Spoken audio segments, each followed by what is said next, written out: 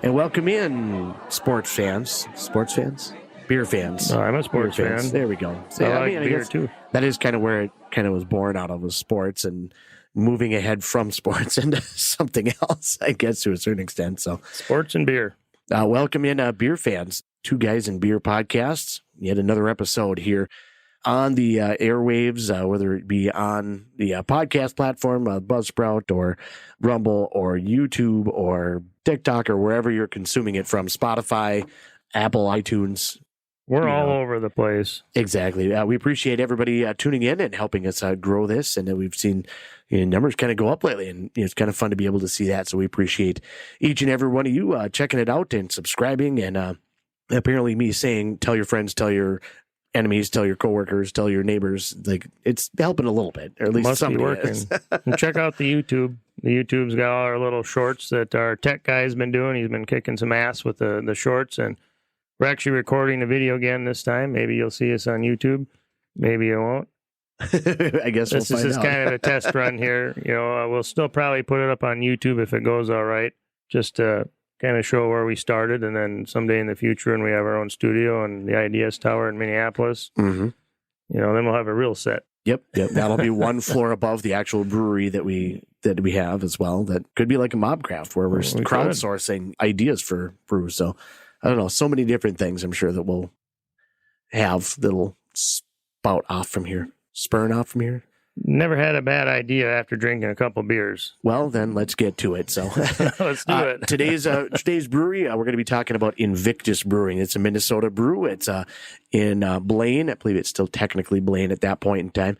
Just kind of right down the road from where we're located. Even from here, it's probably about 45 minutes from where I am here, and a little bit less from where Sean is, a little bit closer. But it's kind of a cool place. It's a nice, fun little brewery that hangs off of not 109th, maybe it is 109th, but it's pretty close to there. Yeah, it's 105th. There we go, 105th between 65 and Radisson. It's closer to Radisson Road, but it's right by the Blaine Soccer Complex. So if you're coming to the area, they have the soccer complex, the Blaine Super Rink. There's a lot of hockey that goes on at the Super Rink.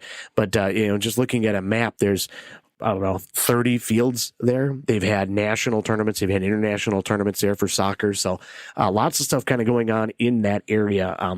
Lots of different, it's obviously a kind of urban area. So lots of different things to be able to happen in that area as well. There's a Chipotle there, which is always fun. A couple of places to be able to go check out, Target. Who doesn't love going to Target? Everybody loves the Target. So, but also in that area is the Invictus Brewing Company, just south of TPC Twin Cities. So if you're also a golfer, it's, just a couple blocks away from that. So kind of a fun place to be able to kind of drop a brewery into the middle of a lot of stuff. That's a good place to put it, right across from the National Sports Center there, because when you drop the kids off for their hockey practice, their soccer practice, or I don't know if that Thunderdome is still there where they ride the bikes in that dome around the circle there. I feel like they took that down. I'm not 100% sure, but I thought they did, but it might still be there. I don't know. I haven't been there for a little while. Yeah, so. I haven't been. Well, went to Invictus not too long ago, but I don't recall. I wasn't really looking across the street, but after you drop off those Rugrats, and those, you just stop over in Invictus while they're over there running around. You can go to Invictus and grab yourself a beer. On the Google Maps, it appears to be right directly across Lot 1. So if you're dropping somebody off and they're going to be playing, you'll be able to just move your way right across and be able to just go to the brewery. You can park there. You can just cross the street. I believe there's walkways in different places. Be able to just skip across there, and there you go. Now you're into the brewery. Watch out for traffic.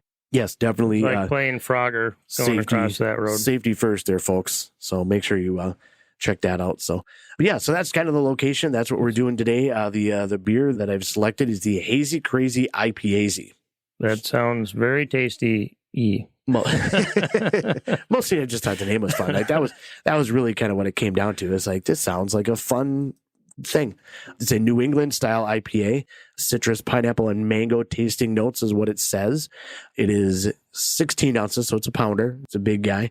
6% ABV and 60 IBU. So, and for the camera, perfect. Be able to see it there. Invictus. So that's kind of what we're looking for. A black can, which is kind of fun. Yeah, it's a little different. Something different. All right, so now the best part of the podcast. Crack her open. Ooh. Are you struggling over there, buddy? I got all sorts of problems, but I got her open, though. I overcame. Problem solving. There we go. I think this could solve a lot of problems after a can or two of this. Absolutely. It's got all sorts of details right here on the can, too. The malt is a 2-row Munich Crystal 10, oats, wheat, and carafol. And then the hops are Vic Secret, Gerilo, and Amarillo. And then the yeast is American Ale. A lot of that is, those are English words, you know, I recognize. I do a little bit of home brewing, but I won't lie. A lot of it is just already in prepackaged things. So I'm not quite to exploring opening my own brewery just yet, but it does have all the information there. It actually, even for recycling, a lot of breweries do a lot of things like that or whatever. Obviously, an aluminum can, you can be able to recycle it, but they actually even have a spot on the label here. Please peel the label to recycle the can. So it actually even lets you be able to take that off of there for easier recycling, I guess. So which is kind of a fun deal. Remember the cartoon Captain Planet? I do remember Captain Planet. Yep. That's like some type of label that would be on there at the end of the credits. Peel your labels before you throw your aluminum in the bin. Absolutely. Captain Planet. That was such a... So the shows that happened when we were kids, I actually did speaking of brewing and, you know, not necessarily Captain Planet, but shows when we were a kid, I did trivia at the 320 Brewery in Pine City just the other day. And yes, we won. We won the trivia once again. So because I wasn't there. Send all the hate mail to us, you know, like we usually do pretty well with that. But one of the categories was like Saturday morning cartoons. Oh, and so they would play like either a clip from it or the opening credits, the opening theme. So like there was like Thundercats and Voltron, and I guess one of them was Josie and the Pussycats, which I didn't. I vaguely remember that one or whatever, but I got there like moments after that one was displayed, and they're like, "Well, we got that one wrong." I'm like, "Well, what did you guess?" And they said Scooby Doo, and I'm like, "How do you confuse the two?" So I Googled it. If you've ever looked at like Josie and the Pussycats thing, it's like Velma and what's the other? I don't remember. The two females, and then like basically it's everybody without the dog. Velma and whatever it is. It's I just know the blonde-headed one and the red-headed one. Exactly. And so like it was like the two of them, and like Fred, the main dude, was there too, and I think Shaggy, but he didn't look like Shaggy, but there was no dog. But it looked exactly like, and I'm like, oh, I guess I could see, you know, where that comes from. So if you ever look up that particular one.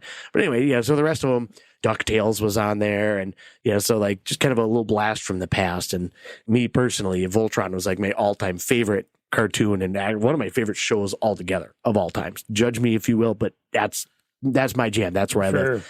And that was actually right when I got there, and our group, nobody knew what it was. They're like, I have no idea what it is. Andy's going to know what it is, but I have no idea what this is. And I'm like, are you guys kidding me?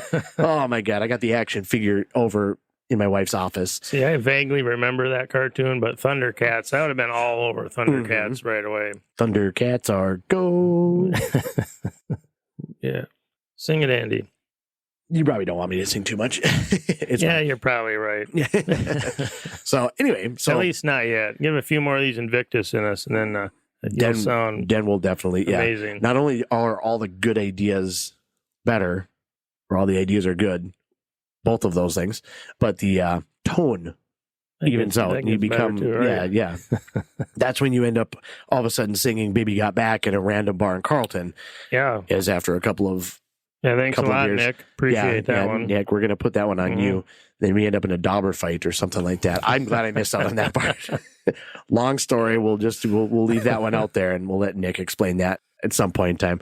He said he wanted to be on here as well, so we'll get him on. We'll talk about that a little bit. So, but anyway, we're bringing it back. We'll hit the rewind button and bring it back about 7 topics back to what we were at here. Please be kind and rewind. Talking about Invictus Brewing out of Blaine, Minnesota, set up in let's see here.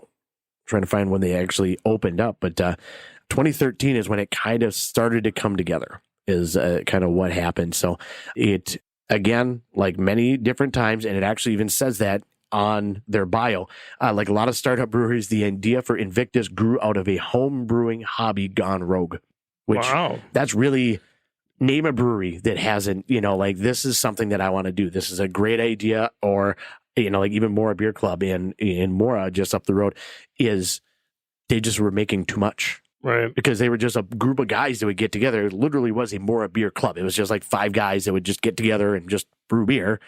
And pretty soon they couldn't consume enough. Heck of a problem to have. And one of the guys owned a commercial property, and they're just like, well, let's just sell some. And they had their hours were like, for the first 2 years, were like 4 to 9 on Friday and Saturday. That's all it was. Because they didn't care they just wanted to get rid of some more of their beers. So they've opened it up a little bit more since then or whatever. And I think they're having a little bit more success. But anyway, that's kind of where so many breweries, that's where it comes from. Just kind of going rogue and want to be able to make your own beer. Yeah, a lot of similar stories. Yep, for sure.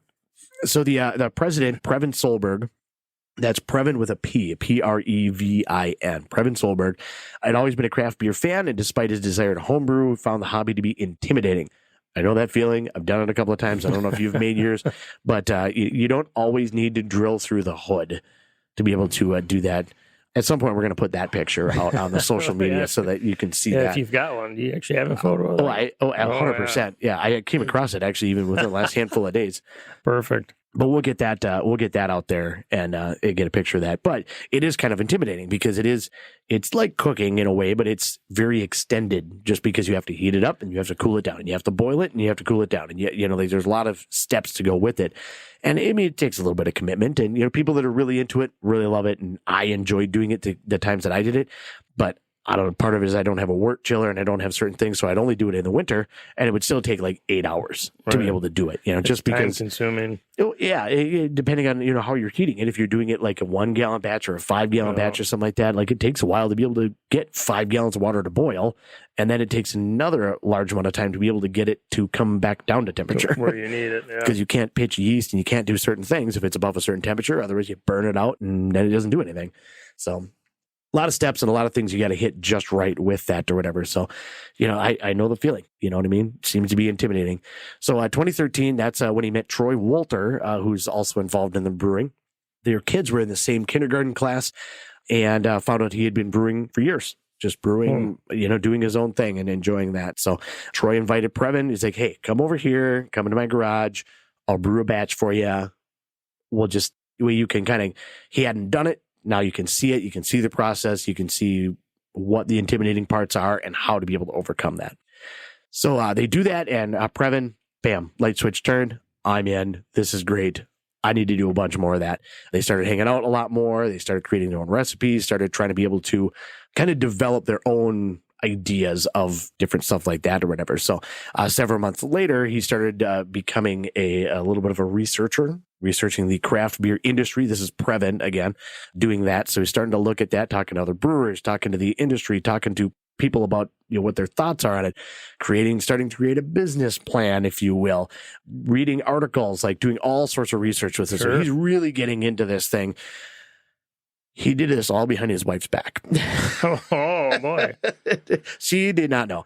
So why would you have to do it behind her back? Right. So who hasn't had something where they're probably going to be fine, but I'm just going to kind of do this for now. If I get to a certain point, then I'll loop her in, and you know what I mean?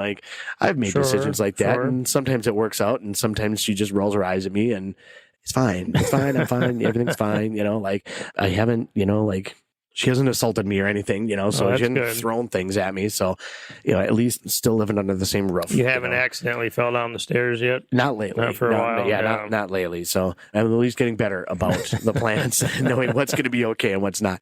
So he's, doing this all kind of behind your back, and he's kind of getting to a certain point where it's like, all right, we either need to stop dreaming and move on, or we need to actually do something about it. And so you need to loop her in. You know what I mean?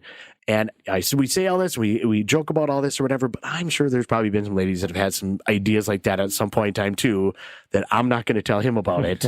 So before everybody starts sending me all the hate mail, Which you certainly can too. If you check out all the social media, Facebook, Twitter, X, YouTube, leave us comments, definitely give us some feedback. Come on. 2guysandbeer@gmail.com. There we go. Yeah, go ahead and send that. That's where you can also contact us if you have a beer that you would like us to do, or yes, please do. Be able to send us beer. Even, that'd be even. Or if you want us to or you want to sponsor us, we get your advertisement on our social media and on the podcast. It could be right here. Right. And you may or may not see this because it may be just audio for you, but this is also on potentially video. I don't know. It might not work, so I'm waving my hand. I'm gesticulating wildly, as they say. Looks good. So Vanna White-esque. Once he's gotten to this point now, we're back to Previn Solberg. He's, all right, we need to confess. So the way that this explains it on here, one evening he decided to confess the scheme to his wife. I'm assuming this was probably in the evening, and I'm assuming it was probably after a couple of beers, because that's when the courage happens. That's when it has to happen after a couple of beers for sure. It doesn't say that, but I'm assuming. I'm reading between lines. I'm assuming things based on my own history of smart plans. It's a good assumption. Usually what happens is I'll say something about like, all right, so I have this idea, and the reaction is exactly what I anticipated, or it's kind of like a, oh, geez. Like turning the bar into a brewery? Well, that's similar reactions that it's been known to happen. So I'm familiar. I feel, Previn, I feel your pain. I'm with you. I understand, this could be scary. But it sounds like after long discussion, she says, let's do it. Knowing that there's no chance to be able to turn back. Let's just get after it and go right ahead for it. So that's kind of where it started, and that's where kind of things started kicking off. That was 2013, 2014. Shortly after that, Previn had a name picked out, and he was just convinced of an awesome name, but it actually did kind of latch on to everything that they were doing. The word Invictus is actually Latin for unconquerable. So if you look in the beer, it says beer for the unconquerable soul. So that's kind of the idea behind what they were trying to do. But some of the partners, were just not real hot on the idea. His friend Sam, who was also an investor in it, was driving in the car, and he's like, I got a name for the brewery, Invictus, and lukewarm response was kind of what it was kind of brought back to. He talked more about the history of that particular word, and that it's also part of a poem that was written in 1875 by William Ernest Henley. Oh, wow. If you go to their website, they have the poem here. Another beer or two, I might narrate it for you because then my voice sounds way better, at least in my own mind. But Sam also had fond memories of his grandfather referencing that particular poem, didn't necessarily know that connection, but he's like, you know what? I'm starting to get that. And after reading the poem a couple of times, they started to kind of, get the idea that, you know what? I think that we probably could stick with that. And Invictus is going to be, a solid name for this brewery. It also became a lot fitting to them because when they were trying to be able to get this thing off the ground, lots of delays, lots of challenges, and just being able to get ready to put a shovel in the ground, let alone actually be able to build the building and make the beer and have any modicum of success. It just was so much to overcome. And so it was kind of you had to be an unconquerable soul, if you will. That's a big building they built there. Oh, it's a pretty good size. Absolutely. That's not like a repurposed building either. That's from a ground up warehouse, basically. Like it's a big facility. Yeah. It's not so many breweries are in like a warehouse kind of thing, like something that they've taken over or repurposed. But yeah, this is a new facility, which is really, really nice. But it sounds like Previn was talking to his father, Lauren, at one point in time, and things weren't looking bright for the brewery's future and just how difficult things are. And Lauren says, well, I guess the name is fitting then. And so they decided, you know what, we're going to go ahead and stick with that and, latch onto that. And so that's kind of where all that started. And it just kind of built from there. They chose the Blaine area because they like the area with all of the activities going on, the sports activities. They like to try to contribute to the economy. They wanted to try to be part of that community. Brewery is an obvious next step, kind of in that same area as the National Sports Center. Let's see here. It lists on here. It's located adjacent to the National Sports Center, which we talked about before. It's kind of right just north of that one spot. And I think there's even some stuff even beyond there. It attracts more than 4 million people throughout the year. Oh, wow. To the National Sports Center. Soccer, hockey, lacrosse, baseball, softball, golf, ultimate frisbee, rugby, football, and more. So all of the things all of the time. It gets most of the notoriety because of soccer. partially because there's a million soccer fields, but also because there was the United that play now, the Minnesota professional soccer team originally were a team that played there. They played there for a minute. Yeah, before they got to the MLS level. They were, I don't know what level, it's relegation and you move up and down and things like that. But that was one of the things that kind of, that's what they're known for, but they do so many different things in that area. So they wanted to be a part of that. They wanted to try to be able to be part of one of Minnesota's fastest growing cities, which that place has just exploded over the last year. If you go back to like 2013, like there's still a lot of stuff there, but not quite what it is now. Is so built out everywhere. So that's kind of where they chose that area. They kind of really like that area. Their mission, the way that they describe it here on their website, Invictus Brewing Company's mission is to produce high-quality beers for adults to enjoy while also being good stewards of our earth and resources. So like we've talked many times, coming back to brewers tend to, generally speaking, the one in Kansas City, we're going to create Colorado. We're going to create recycling. We're going to really push on things like that. You know what I mean? Trying to be able to be good stewards as much as they possibly can. It's ingrained in like the craft beer brewery culture. It seems, all the sustainability that most of them seem to do. All of them that we've ever been to, not just on this podcast, will seem to give back in some way, shape, or form. I've seen some breweries where they do a different charity every month. And they just have it right up on top of their bar. This month we're giving to this charity. Next month we're giving to that charity. Mm-hmm. So if they're not fully involved in the sustainability of everything, they're giving back to the community through various charities throughout the communities they're in. Yeah, the brewery in Pine City 320, which we are going to have them on at some point in time. I'm kind of working with the owner to be able to be a part of it. So I've talked about them multiple times. So some free advertising for them on that one. But they do, I believe it's Thursdays. I don't remember which day it is, but they do Pints for Pine. So the Pine City area, a certain organization gets a portion of the profits on everything that they sell throughout that course of time. So yeah, same kind of deal. It's, quite amazing. Like the amount that breweries typically aren't, I'm going to say typically, because I think that there's probably a couple that are, but they're not just major players that are just like, we're just trying to win capitalism. You know what I mean? Try to get all of the money and expand to an overwhelmingly large thing. A lot of them are, we're okay. We're going to be this big and that's fine. We could grow more, but we're okay being right in here. And that's the craft beer culture though, too. Mm-hmm. There really isn't any massive craft brewers. I mean, there's a couple here and there, but most of them are more locally centric, Well, I think that part of that is also like you almost get too big.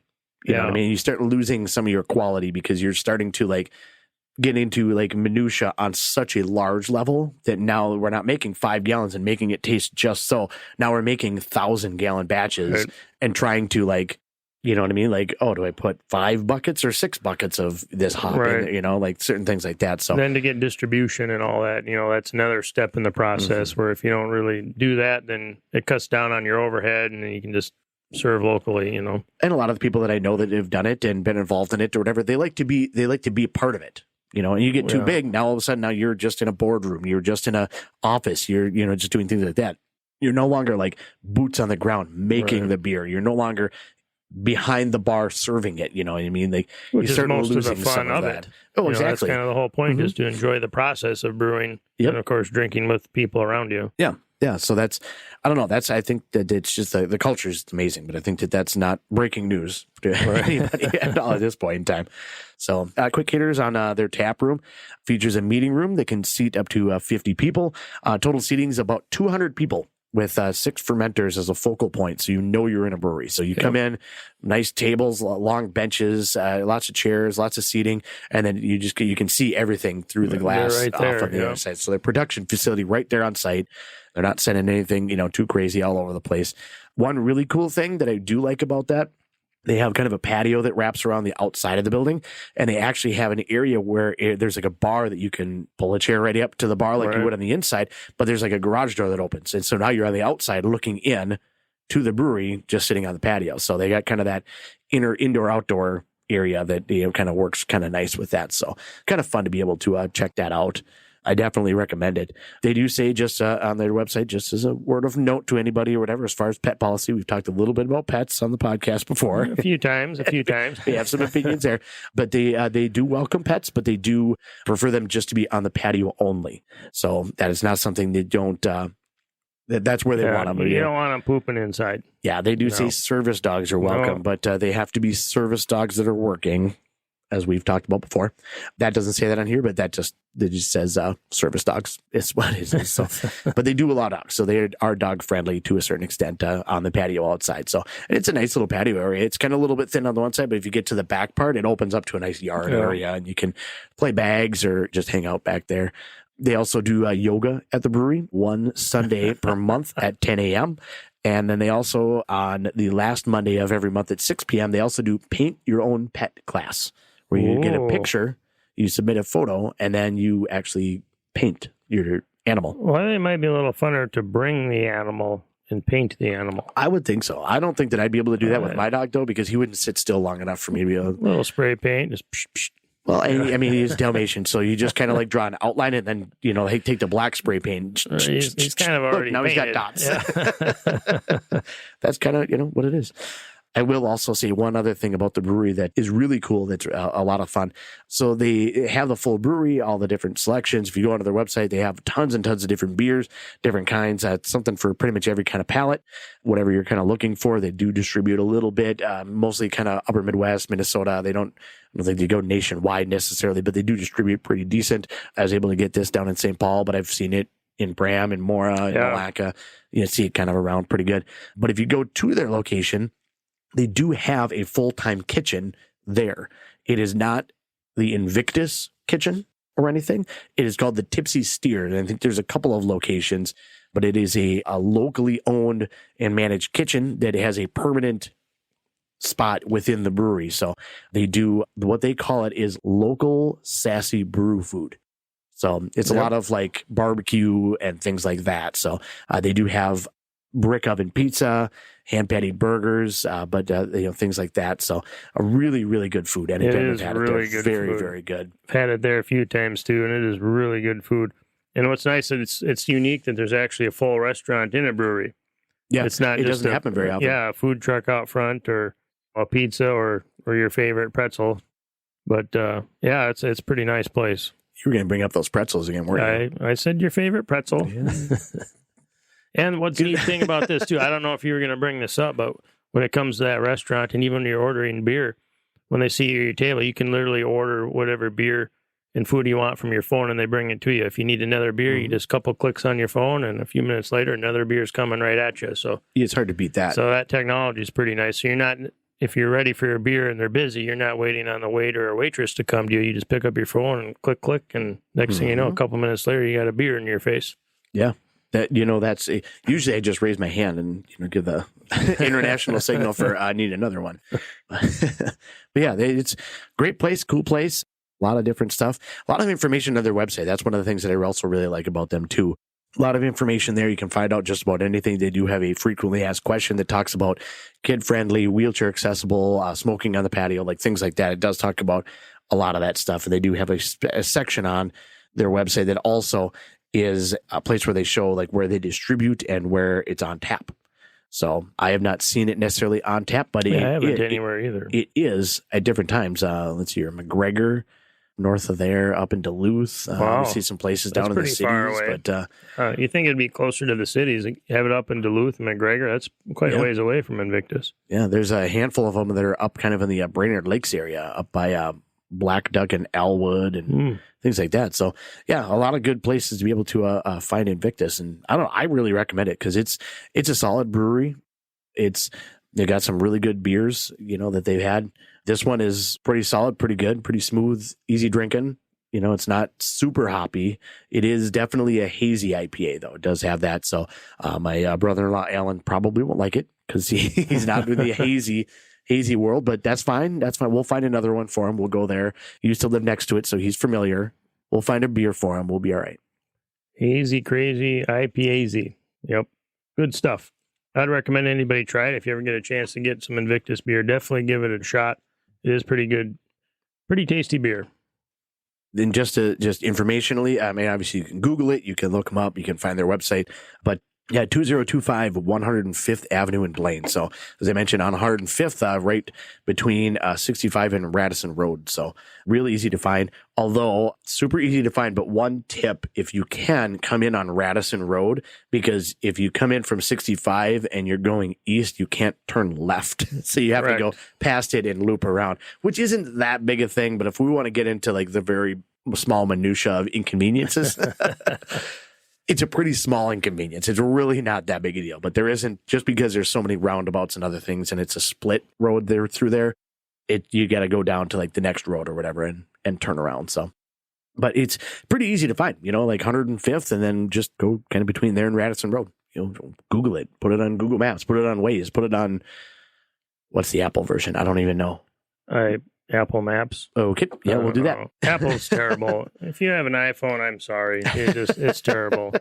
But when you go to Invictus on your Android, tell them the two guys in beer, Andy and Sean, say and see if they say anything. Maybe you'll get a free beer or something. There you go. Yeah. Somehow I don't think so, but we do have a couple of our cards posted there with our QR code. So while you're there, if you want, you could scan the QR code and listen to this fantastic podcast. Yeah, and even whether it be Invictus or any of the other breweries that we've had on the podcast to this point, we're pushing our way closer to 20 here pretty soon. There. Definitely mention, if you go to a brewery, make sure you mention that you heard about it from the podcast.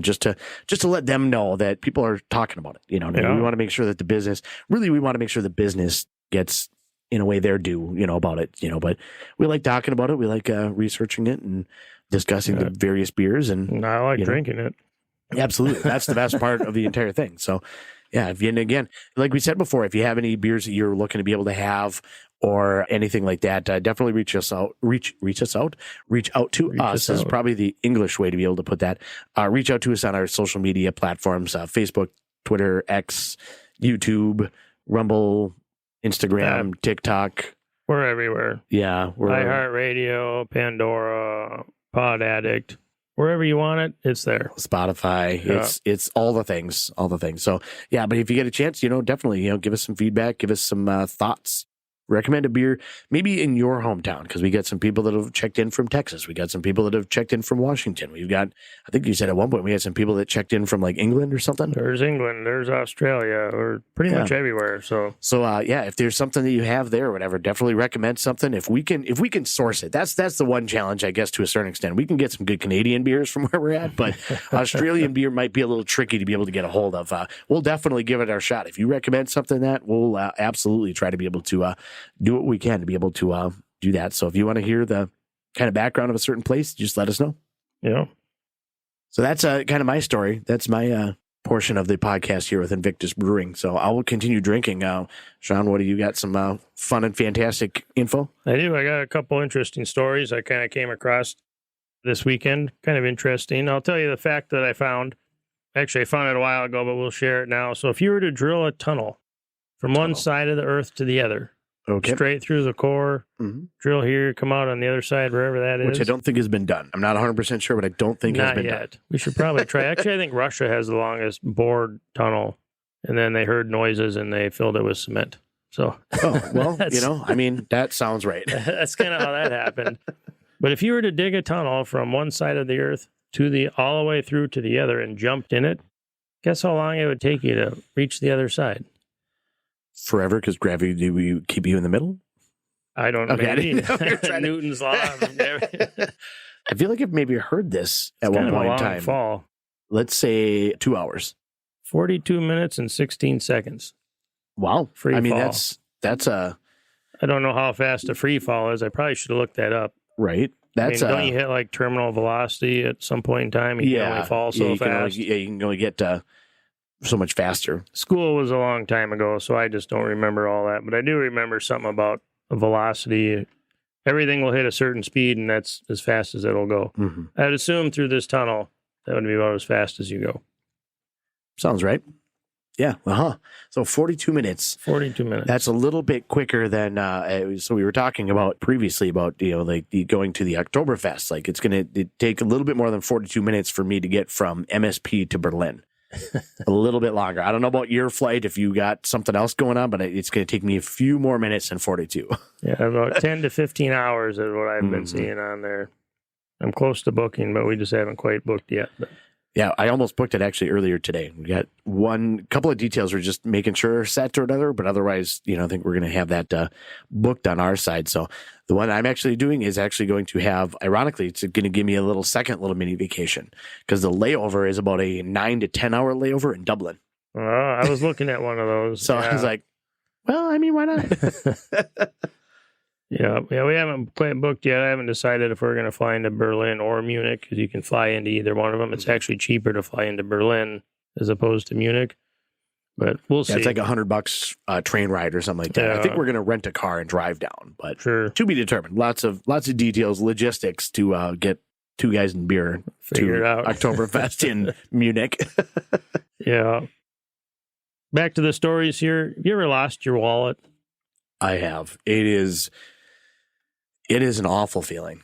I'm not sure what's worse. You lose your phone or you lose your wallet. I know that, I understand that there's a significant difference on how much stuff you, overall, it might be worse for you to lose your wallet, but panic wise, I think you're losing your phone. But yes, I have lost my wallet. Everything on your wallet you can access on your phone, right? Electronically. Yeah. But yes, I have done that, and it's not a great thing. It's not fun. So I can say I've never lost my wallet, but it seems like every 2 years I manage to wash it through the washer because apparently I feel the need to wash it with my jeans. And launder money? You're laundering money? Is that what you're saying? It's pretty good, yeah. All right. If anybody's listening on the podcast, do not tell the feds. Don't alert anybody. It's fine.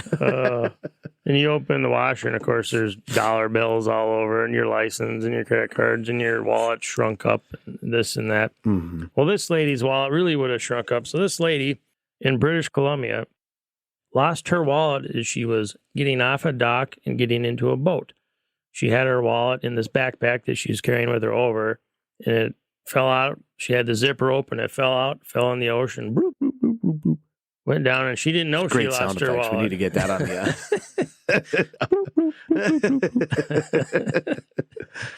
No idea she had lost her wallet right away. But she come to realize she lost it, and then she realized the splashing she heard when she was getting in the boat was her wallet falling in the ocean. Right. Well, she paid a diver. Once they got back, she paid a diver to go down there and try to find it. You think it wouldn't be too hard to find when you're on a dock. It would just be lying there. 5-10 feet. I guess I don't know how, however deep it is right there, whatever. But to no avail. They couldn't find her wallet. Mm-hmm. Fast forward, about a year and a half later, she's walking on along the beach with her dog. And what does she come across that washed up ashore? A message in a bottle.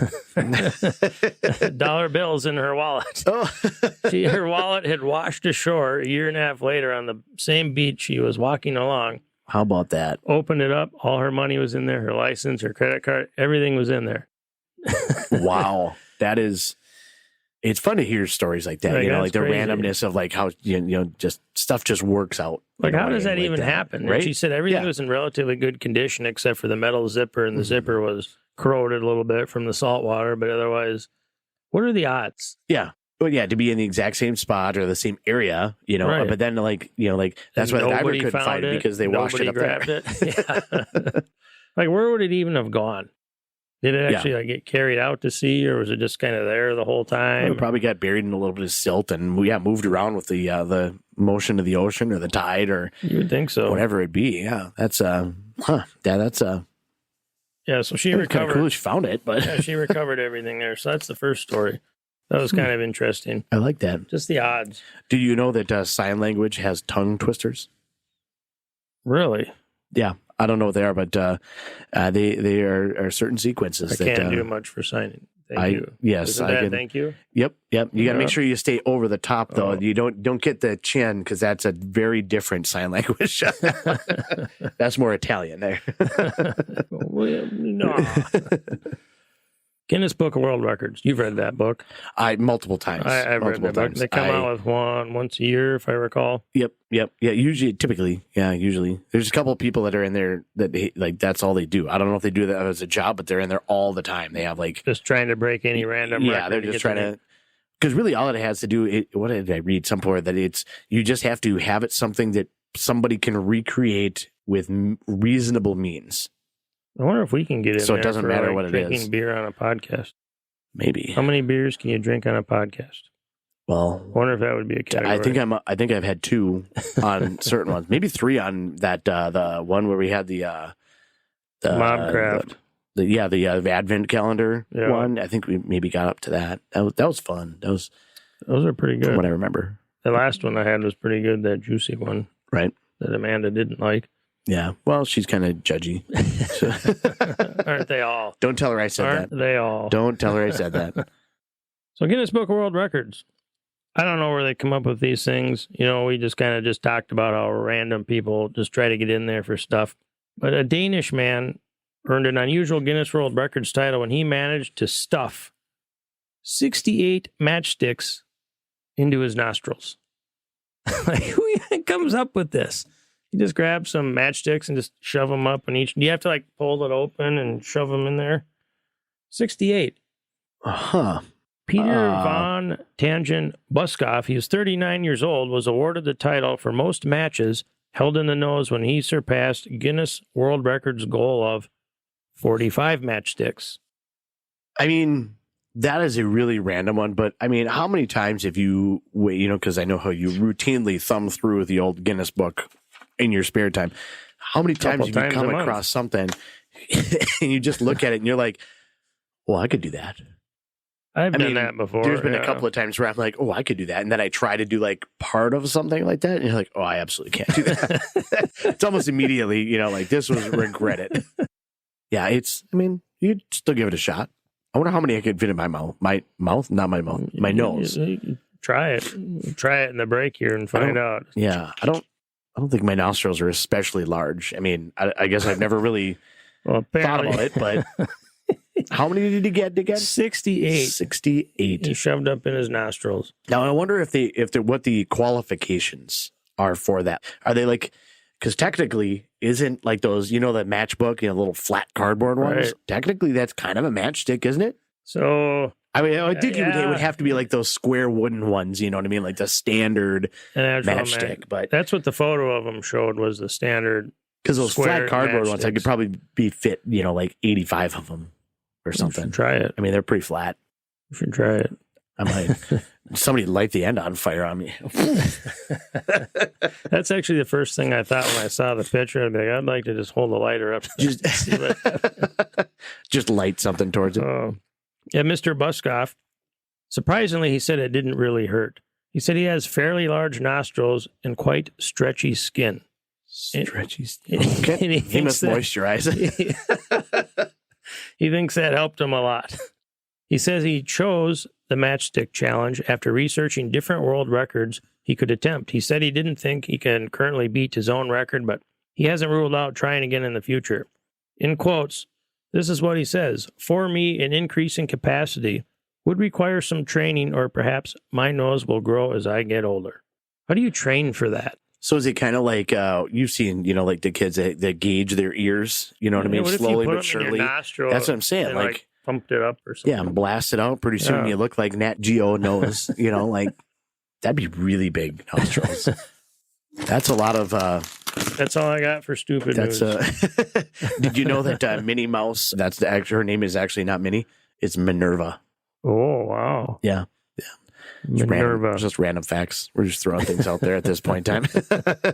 I'm going to take another drink of beer. There we go. I like it. It's good beer. It is a solid one. Invictus out of Blaine. I recommend it. The one we did today, Invictus. The Hazy Crazy IPAZ New England style IPA. So, yeah, it's good stuff. Go out and get yourself some Invictus if you have it available in your area, for sure. Absolutely. I think that pretty much is the long and the short of our episode today here for Two Guys of the Matchstick. There we go. Yeah, and if you're looking to try the matchstick thing or whatever, and let us know. Maybe we'll do it. Send us some photos. Yeah, maybe we'll even have you on the podcast or something. Why not?